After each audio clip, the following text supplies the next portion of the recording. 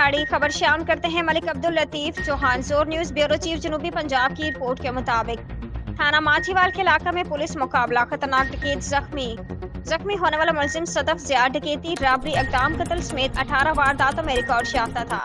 زخمی ہونے والا ملزم صدف ضیاء نے پولیس مقابلے کے دوران ASI اشرف تارڑ کو فائرنگ کر کے شدید زخمی کیا تھا۔ ملزم تھانہ ماچھیوال صدر عارف والا رنگشاہ صدر چیچا وطنی ڈیرہ رحیم ہڑپا رنگشاہ کے تھانہ جات میں ریکارڈ یافتہ تھا۔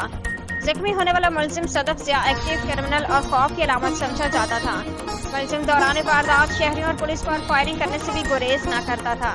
ملزم کو ریکوری کے لیے لے جایا جا رہا تھا۔ پل چک نمبر 557 EB کے قریب ملزم کے 2 کس نامعلوم ساتھیوں نے ملزم کو پولیس کی حراست سے چھڑوانے کے لیے پولیس پارٹی پر فائرنگ کر دی۔